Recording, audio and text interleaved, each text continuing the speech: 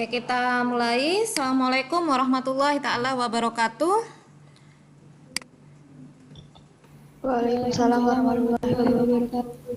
Oke, materi kita pada pagi hari ini adalah sistem pernapasan pada manusia. Oke. Kompetensi dasar yang ingin kita capai yaitu menganalisis sistem pernapasan pada manusia dan memahami gangguan pada sistem pernapasan serta upaya menjaga kesehatan sistem pernapasan. Kemudian keterampilannya adalah menyajikan karya tentang upaya menjaga kesehatan sistem pernapasan. Ini sudah jadi tugas kalian ya di Google Classroom, yaitu bagaimana cara menjaga kesehatan pada sistem pernapasan. Oke, beberapa indikator yang ingin kita capai yaitu menjelaskan pengertian bernapas dan respirasi, menyelidiki frekuensi pernapasan pada manusia, menganalisis faktor yang memengaruhi frekuensi pernapasan manusia, menganalisis keterkaitan antara struktur dan fungsi organ pernapasan manusia, mengidentifikasi mekanisme pernapasan dada dan pernapasan perut, mengukur macam-macam volume pernapasan, kemudian menjelaskan macam-macam gangguan sistem pernapasan, menganalisis dampak pencemaran udara terhadap kesehatan sistem pernapasan, dan membuat poster. Ini nggak perlu ya. Intinya kalian hanya menjelaskan bagaimana menjaga kesehatan sistem pernapasan. Oke, sebelum saya mulai, saya ajukan pertanyaan yang bisa langsung dinyalakan mikrofonnya. Adakah yang tahu pengertian tentang bernafas? Oke, silakan. Yang bisa langsung dinyalakan mikrofonnya dan menyebutkan nama. Apa sih yang dimaksud dengan bernafas? Karena di sini kita akan bahas tentang pengertian bernafas dan respirasi. Oke, silakan yang bisa dinyalakan mikrofonnya. Apakah yang dimaksud dengan bernafas? Oke, silakan. Saya, Bu. Ya, siapa namanya? Nabila. Ya, oke, silakan. Menghirup udara atau oksigen. Menghirup udara. Kenapa kamu pakai kata atau? Apakah sama keduanya? Ayo. Menghirup udara yang mengandung oksigen. Menghirup udara yang mengandung oksigen. Ini siapa tadi namanya? Oksigen. Enggak, namanya. Nabila. Oke, Nabila. Oke, jawabannya masih kurang tepat ya. Oke, jadi bernafas itu apa? Ya, mungkin kalau di SD dulu diajarin ya, bernafas adalah menghirup oksigen dan mengeluarkan CO2. Nah, sekarang pertanyaannya, kalau seandainya ya temanmu kentut gitu ya, nah itu kira-kira ada oksigennya nggak? Nggak ada kan? Tapi kenapa kamu bisa mencium bau kentut padahal tidak ada oksigennya? Ya, jadi yang namanya bernafas itu adalah menghirup udara. Ya, oke, saya jelaskan di sini. Ya, jadi bernafas itu adalah proses menghirup udara dan menghembuskan udara yang melibatkan pertukaran udara. Nah, jadi apapun yang terkandung di udara itu akan kalian hirup. Tidak bisa hidung kita memilih, oh ini bukan oksigen, tidak saya hirup, tidak bisa. Ya, jadi kalau misalkan ada asap rokok, ya kemudian asap kendaraan yang mengandung karbon monoksida, ya itu akan tetap terhirup oleh hidung kita, karena itu adalah udara yang ada di sekitar kita. Nah, nanti siapa yang memilah oksigen dalam proses respirasi sel? Nanti diikat oleh yang namanya eritrosit atau sel darah merah, yang sudah kalian pelajari di bagian sistem peredaran darah. Ya, jadi tolong konsepnya dipahami bahwa yang namanya bernafas itu adalah menghirup udara. Jadi kenapa kok bisa ada orang mati keracunan karena menghirup gas beracun? Ya karena yang dihirup adalah udara di sekitarnya. Kalau udaranya mengandung gas beracun, maka otomatis orang tersebut juga akan mati. Ya, jadi nggak bisa kita memilih, oh karena ini bukan oksigen tidak saya hirup, tidak bisa. Oke, paham ya sampai di sini? Ya, oke. Kemudian kita lanjut. Nah, sedangkan respirasi sendiri adalah proses pertukaran gas yang terjadi di dalam tubuh makhluk hidup. Nah, nanti kita akan jelaskan lebih lanjut di manakah proses pertukaran gas yang dimaksud. Oke, nah sekarang kita lihat di sini, ini adalah bagian-bagian atau organ daripada sistem pernapasan kita. Ya, oke, dimulai di sini adalah ada rongga hidung, ya. Kemudian ada faring di sini, ada laring, kemudian di sini trakea, kemudian ini bronkus ya, percabangan. Kemudian ada bronkiolus, kemudian paru-paru, dan di ujung bronkiolus ada alveolus. Ini gambarnya alveolus ya. Oke, sekarang saya jelaskan untuk masing-masing bagian ya. Nah, di bagian hidung ini ada 3 hal, yaitu ada rambut hidung, ya. Ini berfungsi menyaring partikel debu atau kotoran yang masuk bersama udara. Kemudian ada selaput lendir, perangkap benda asing yang masuk terhirup saat bernafas. Jadi misalkan ada benda asing terperangkap, kemudian udah berkumpul, nanti biasanya kalian ambil ya, yang biasa kalian kenal dan istilah mengupil. Nah, kemudian konka yang berfungsi untuk menghangatkan udara yang masuk ke paru-paru. Jadi di sini ada beberapa fungsi, diantaranya adalah menyaring partikel debu atau kotoran, kemudian menangkap benda asing, dan juga sebagai menghangatkan udara yang masuk ya di sini atau menjaga kelembapannya. Nah, kemudian di faring, nah di sini adalah terdapat tersusun atas otot rangka yang dilapisi membran mukosa, di mana fungsinya adalah merupakan jalur makanan dan udara, kemudian tempat ruang resonansi udara, dan juga ada tonsil. Nah, yang kemarin sempat dibahas di bagian sistem pencernaan, jadi tonsil ini salah satunya berperan dalam kekebalan tubuh yang berfungsi untuk melawan benda asing. Nah, oke. Jadi di sini tadi di hidung tuh menyaring partikel debu atau kotoran dan juga menangkap benda asing. Jadi apa saja ya benda asing? Bisa virus, bisa bakteri ataupun kuman ya. Oke. Tetapi bukan berarti semua bisa disaring di sini ya. Ada beberapa yang masih bisa terlewat ya. Yang populer saat ini misalnya lewat apa? Virus corona ya. Nah, itu tidak bisa. Oke, laring menghubungkan faring dengan trakea. Nah, di laring ini terdapat epiglotis dan pita suara. Ini juga sudah kita bahas di sistem pencernaan ya, bahwa epiglotis ini berupa katup tulang rawan dilapisi sel-sel epitel yang berfungsi menutup laring sewaktu menelan makanan atau minuman. Nah, kemudian ada trakea. Nah, trakea ini dindingnya tersusun dari cincin-cincin tulang rawan ya, dan selaput lendir yang terdiri atas jaringan epitelium bersilia. Jadi silia ini seperti rambut. Nah ya, seperti rambut, dan dia akan bergerak yang berfungsi menyaring benda-benda asing yang masuk ke saluran pernafasan. Jadi tadi ceritanya di hidung tadi kan sudah disaring ya benda-benda asing. Nah, kalau seandainya masih lolos juga, di trakea ini juga masih terdapat silia yang berfungsi sama juga, yaitu menyaring benda-benda asing yang masuk ke saluran pernafasan. Nah, barulah kemudian masuk ke bronkus yang tadi percabangan dari trakea ya. Kita memiliki 2 bronkus ya, cabang kanan dan cabang kiri.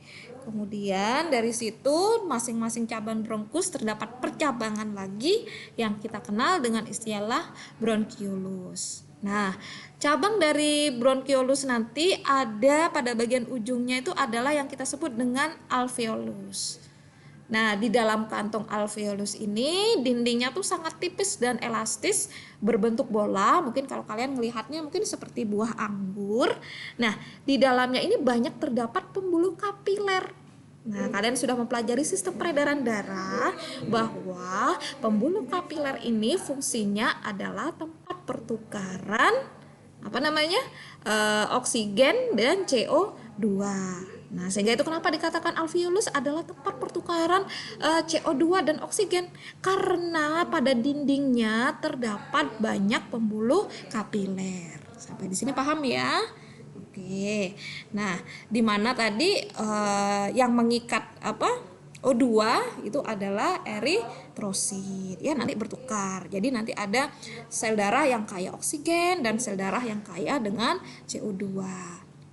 Nah, kemudian paru-paru ini adalah organ pernapasan utama yang dibungkus oleh selaput pleura. Nah, di antara selaput tersebut berisi cairan yang berfungsi melindungi paru-paru dari gesekan ketika paru-paru mengembang dan mengempis ya. Oke, sampai di sini silakan yang mau bertanya dulu. Nah, oke. Saya jelaskan kembali ya bagian-bagiannya. Tadi hidung ya, di sini terlihat. Kemudian di atasnya adalah faring. Kemudian di sini laring ya, di ujung atas daripada trakea ya. Oke. Kemudian di sini trakea terlihat ya bentuknya seperti tersusun atas cincin-cincin tulang rawan, di mana di dalam trakea ini terdapat silia ya, yang fungsinya adalah menyaring benda asing yang masuk. Kemudian di sini ada 2 percabangan, yaitu bronkus ya. Kemudian di masing-masing cabang bronkus terdapat percabangan lagi namanya bronkiolus, dan di ujung bronkiolus ini terdapat yang namanya alveolus, di mana di alveolus terjadi pertukaran O2 dan CO2 karena di dindingnya banyak terdapat pembuluh kapiler. Oke, kita lihat penampangnya seperti ini. Nah, ya. Lihat ya, bisa terlihat seperti buah anggur ya. Nah, oke. Nah, kita lihat nih pembuluh kapilernya ya, banyak ya di setiap bulatan-bulatan ini semuanya ada pembuluh kapilernya ya. Nah, di mana di pembuluh kapiler inilah yang berfungsi sebagai pertukaran O2 dan CO2 ya pada bagian dinding alveolus. Oke, ini penampangnya. Jika ada udara masuk tadi ya, sehingga nanti oksigennya dari udara yang masuk nanti diikat oleh sel darah ya. Nah, sehingga awalnya darah yang miskin oksigen tadi akan kaya dengan oksigen yang kalian dapatkan dengan menghirup udara yang ada di sekitar. Jadi kalau seandainya udara yang kalian hirup itu tidak ada oksigennya, jadi ada gas lain, bisa pengaruh nggak pada sistem darah kalian? Pastinya berpengaruh. Kenapa? Karena harusnya oksigen yang bisa diikat akhirnya tidak ada yang diikat oleh sel darah merah. Akhirnya suplai oksigen yang ada di dalam tubuh berkurang. Ya, itu kenapa satu sistem dengan sistem yang lain saling berhubungan. Ya, oke. Jadi oksigen yang disuplai ke seluruh tubuh pada tubuh kalian itu memang diedarkan oleh sel darah. Tapi didapatnya dari mana? Dari udara yang kalian hirup. Oke, seperti ini ya. Alveolus adalah bagian akhir dari paru-paru yang berfungsi sebagai tempat terjadinya pertukaran antara udara kaya oksigen dengan udara miskin oksigen. Sel darah merah akan mengikat oksigen dan mengeluarkan CO2, H2O atau uap air dan nitrogen. Oke, ini tampilan pembuluh kapilernya seperti ini. Oke, nah sekarang macam-macam pernapasan ya. Nah, pernapasan pada manusia ini terbagi menjadi 2, yaitu pernapasan dada dan pernapasan perut ya. Kuncinya pada pernapasan dada itu menggunakan otot antar tulang rusuk. Sementara pada pernapasan perut kuncinya adalah menggunakan otot diafragma. Nah, sekarang kita mengenal 2 istilah, yaitu proses inspirasi dan ekspirasi. Proses inspirasi ini adalah proses menghirup udara. Nah, bagaimana tahapannya?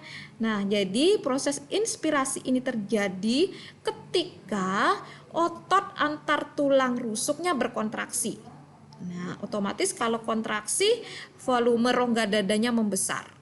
Nah, sehingga tekanannya mengecil. Nah, jadi sebenarnya tekanan ini sama dengan logika kita sehari-hari.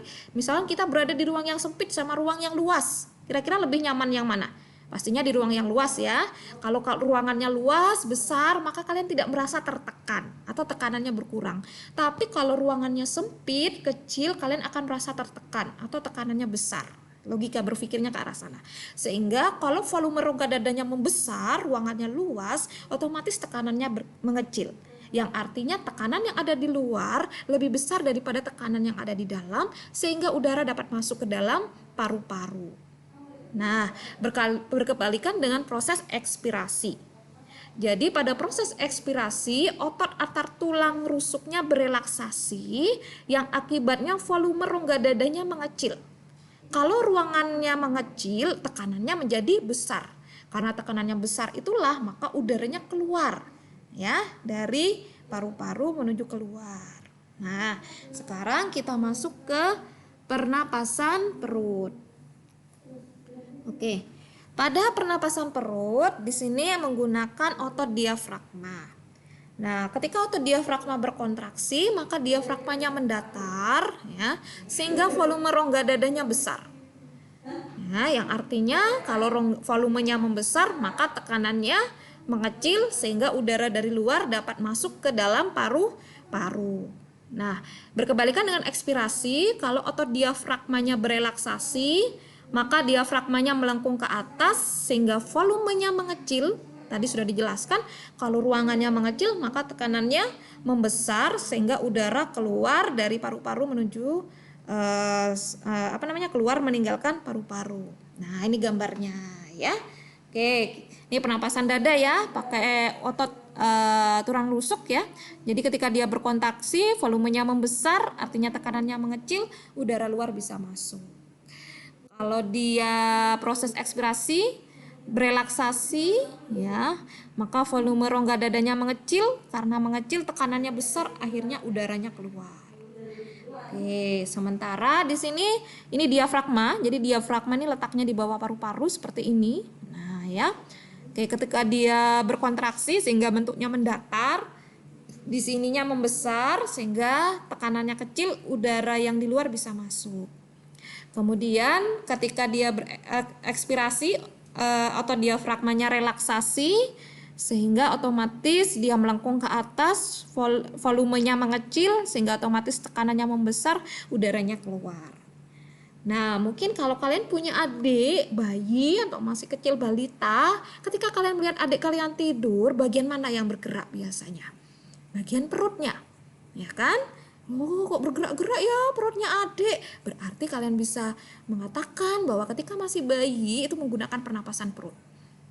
Nah ya, ketika kalian mulai beranjak dewasa, bukan perutnya bergerak-gerak ya, kecuali gendut ya, kok perutnya ya, mulai dadanya yang mengembang mengepis ya, berarti sudah mulai menggunakan pernapasan dada. Oke, nah silakan kalau ada pertanyaan sebelum saya lanjutkan. Oke, kalau tidak ada, kita lanjutkan ke kapasitas paru-paru. Ini sering keluar ya. Nah, jadi ketika kalian menarik nafas dan menghembuskannya ya, secara normal itu kira-kira ada 3.500 mili. Nah, ingat, kapasitas ini adalah kapasitas secara sebagian besar. Artinya, setiap orang tidak akan sama. Ya, setiap orang tidak akan sama.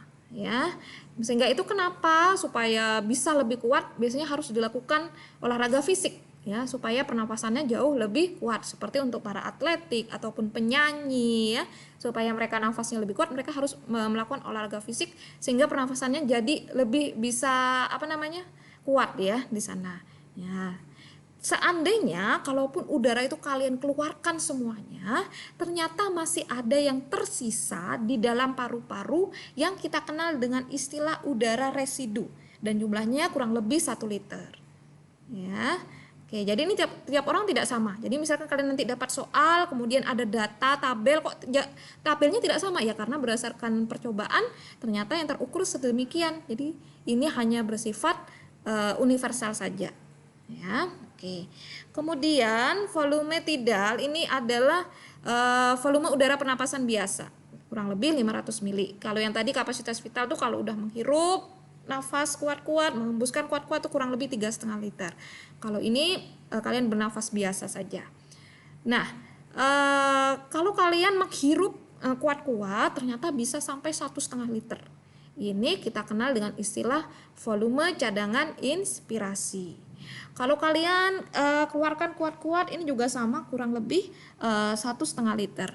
Nah, kalau seandainya jumlahnya di total, jadi antara kapasitas vital, kemudian ditambah volume residu yang tersisa, itu kurang lebih sebanyak 4,5 liter.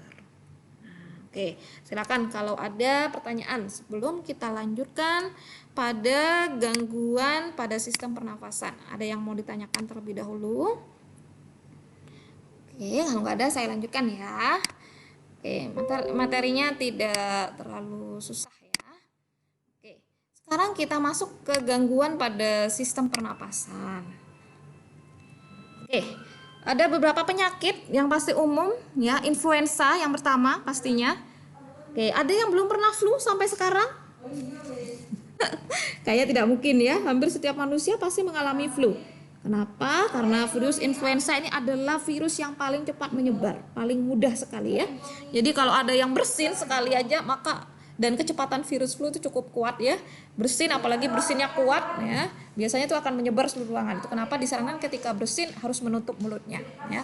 Dan biasanya kalau ada yang dalam satu keluarga satu terjangkit, biasanya yang lain juga mudah terjangkit. Nah, gejalanya antara lain ada pilek, hidung tersumbat, bersin-bersin, dan tenggorokan gatal. Kemudian yang kedua adalah asma. Asma ini adalah penyumbatan saluran pernapasan. Jadi kalau pernapasannya tersumbat ya, otomatis kan susah untuk bernafas ya. Sehingga biasanya kalian kenal agak berbunyi ketika dia bernafas ya. Ini disebabkan oleh apa? Bisa disebabkan oleh alergi, baik itu terhadap rambut, bulu, debu, atau tekanan psikologis. Nah, ini terjadi pada almarhum ibu saya. Jadi dulu hidupnya di Sumatera ya. Waktu itu masih bedah hutan. Nah, kemudian ibu saya itu sukanya tidur di luar karena keluarganya banyak. Akhirnya adik-adiknya tidur di dalam, yang bagian kakak-kakaknya di luar. Di hutan banyak debu dan lain sebagainya. Sehingga dia terjangkit asma dan TBC sebenarnya ya, gangguan dua-duanya. Jadi dia kalau bernafas susah sekali, dan dia ada debu sedikit saja itu sudah langsung batuk ya. Jadi alergi terhadap debu. Ya. Oke, kemudian yang ketiga adalah tuberkulosis ya. Nah, oke, di sini penyakit paru-paru yang diakibatkan serangan bakteri Mycobacterium tuberculosis yang biasa kali kalian TBC ya, sehingga difusi oksigen menjadi sulit dikarenakan adanya bintil-bintil atau peradangan. Nah, dan ini pernah menyerang saya sendiri ya. Jadi saya pernah didiagnosis terkena TBC itu tahun berapa ya, lupa, 2013 kalau enggak 2014. Jadi ceritanya waktu itu saya terkena tumor pada bagian rahim, kemudian saya melakukan check up keseluruhan dan ternyata didiagnosis TBC karena memang ibu saya pengidap TBC. Tapi waktu itu yang dites adalah tes dahak, tapi teridentifikasi meskipun TBC tidak berisiko untuk menularkan, tapi saya disarankan untuk tidak dekat-dekat dengan ketiga anak saya. Jadi saya selama proses penyembuhan itu berusaha untuk tidak mencium anak saya ya, intinya dekat-dekat ya cukup menyiksa. Jadi pengobatannya itu adalah pengobatan selama 6 bulan dan obatnya itu ada disediakan di puskesmas ataupun di rumah sakit. Jadi harus minum konsumsi obat untuk membunuh si bakteri Mycobacterium tuberculosis ini dan harus diminum setiap hari. Kalau sampai bolong maka harus mengalami pengobatan ulang. Nah, ini justru berbahaya. Jadi harus bersabar. Kenapa? Karena kalau bolong nanti khawatirnya bakterinya semakin maksudnya proses minum obatnya ada yang kosong, nanti khawatirnya bakteri nanti akan mengalami resistan atau kebal ya, atau mengalami mutasi bisa juga. Nah, sehingga itu kenapa harus konsumsi rutin. Jadi saya rutin mengkonsumsi setelah 6 bulan. Setelah habis prosesnya 6 bulan saya kemudian cek dahak lagi, kemudian setelah dinyatakan negatif berarti udah sembuh ya, prosesnya seperti itu. Oke, teman saya lebih parah lagi, dia terkena tuberkulosis MD apa DM saya lupa juga. Dan itu tidak bisa dengan pengobatan proses 6 bulan ya. Jadi waktu itu dokter hanya menyarankan dia untuk bersiap-siap menunggu waktu ya, tidak enak. Waktu itu konsultasi di rumah sakit di Malang. Akhirnya dia sembuhnya setelah mengkonsumsi propolis, jadi menambah sistem kekebalan tubuh ya. Jadi kalau kalian sistem kekebalan tubuhnya kuat, mau virus, bakteri apapun yang masuk itu bisa akan menyerang. Tetapi lain lagi jika seandainya sistem kekebalan tubuh kalian yang diserang. Nah, itu nanti kita bahas di bagian reproduksi manusia ya. Oke, kemudian sinusitis, yaitu peradangan pada sinus yang di dalamnya terkumpul nanah. Nah, ini juga harus segera diperiksakan ya. Oke, kemudian rinitis, gangguan radang pada hidung akibat infeksi oleh virus tapim, juga bisa dikarenakan reaksi alergi terhadap cuaca, serbuk sari, dan debu. Biasanya suka nonton movie atau drama nih, banyak ya di luar tuh alergi serbuk sari dan lain sebagainya. Ternyata disebabkan memang karena infeksi ya. Nah, ada virus yang menyebabkan dia bereaksi alergi terhadap cuaca juga ya. Misalkan kalau pas dingin ya dan lain sebagainya. Kemudian wajah adenoid, pembekakan kelenjar limfo pada sekitar tekak dan hidung yang mempersempit jalan nafas. Nah, ini akhirnya penderita biasanya lebih suka bernafas lewat mulut. Kemudian pleuritis, nah tadi sudah dijelaskan bahwa paru-paru kita terdapat selaput namanya pleura. Nah, ternyata di pleura tersebut terdapat radang ya, namanya pleuritis. Faringitis, nah berarti radang pada bagian faring ya. Ini disebabkan oleh bakteri Streptococcus. Laringitis ini berarti pada bagian laring, disebabkan oleh infeksi, biasanya terlalu banyak merokok, minum alkohol, bahkan terlalu banyak serat dari dahak tersebut ya. Bronkitis berarti di bagian cabang tenggorokan akibat infeksi. Kemudian asifikasi. Jadi di sini gangguan pernapasan pada waktu pengangkutan dan penggunaan oksigen yang disebabkan oleh tenggelam, akibatnya alveolus tadi terisi oleh air, ataupun pneumonia. Jadi pneumonia ini alveolusnya terisi cairan lendir atau limfe, keracunan gas CO. Nah, hati-hati ya, CO atau karbon monoksida ini adalah hasil pembakaran yang tidak sempurna. Biasanya terdapat pada polutan kendaraan bermotor. Hati-hati ya. Itu kenapa kalau kalian nyalakan sepeda motor atau mobil itu jangan terlalu lama di rumah dalam keadaan ruang tertutup, karena itu bisa terhirup dan itu berbahaya ya. Atau gangguan sistem sitokrom, enzim pernapasan. Kemudian ada asidosis, yaitu kenaikan kadar asam karbonat dan asam bikarbonat dalam darah, akhirnya pernapasannya bisa terganggu. Ada emfisema, penyakit pembengkakan karena pembuluh darahnya kemasukan udara. Nah, kemudian pneumonia. Saya punya pengalaman dengan pneumonia, yaitu murid saya sendiri. Ini angkatan pertama akselerasi, saya masih ingat betul, dan dia meninggal ya. Jadi akselerasi pertama kali. Sekarang akselerasi pertama itu sudah banyak yang kuliah ya. Kadang saya masih komunikasi sama mereka ya. Semester 2 dia meninggalnya. Jadi dia awalnya itu agak sesak waktu di kelas ya, sesak. Jadi di sini kan bagiannya ini ada bakteri pada alveolus ya, bakteri pada alveolus. Kemudian dia sesak terus dan beberapa teman mengoloknya. Nah ini hati-hati ya, mengoloknya. Cerita anaknya yang mengolok itu pada saya. Kemudian kok kamu nafasnya seperti itu sih gitu. Kemudian dia ceritanya beli siomay batagor gitu ya di depannya SMA, terselak. Kemudian semenjak itu dia susah bernafas, sampai di rumah dibawa ke rumah sakit bolak-balik Malang, kemudian sehat, kadang waluyo, diobati di sana, pulang, masuk rumah sakit lagi karena kesusahan bernafas, kemudian meninggal di rumah sakit Saiful Anwar Malang. Ketika penguburannya, teman-temannya banyak nangis di atas kuburannya. Beberapa ada termasuk teman yang mengatakan seperti itu ya, Bu saya ingat Bu sebelum meninggal saya bilang kamu kok nafasnya seperti itu. Saya jadi ingat, saya merasa berdosa kata dia. Ya, jadi pesan moralnya ya, kalian bisa menjaga sikap, kata dan perilaku ya sama temannya, karena yang namanya sakit hati itu kan dibawa ya dibawa. Jadi hati-hati dengan bullying. Saya itu paling tidak suka kalau ada yang membuli, katanya kalau bahasa kalau sakit di hati di ini ya, makanya dijaga sikapnya. Makanya dalam Islam itu dianjurkan oleh Rasulullah, jika kalian tidak bisa berkata dengan baik maka lebih baik diam. Ya. Jadi ini meninggal tahun semester 2 ya, angkatan pertama akselerasi, saya masih ingat betul.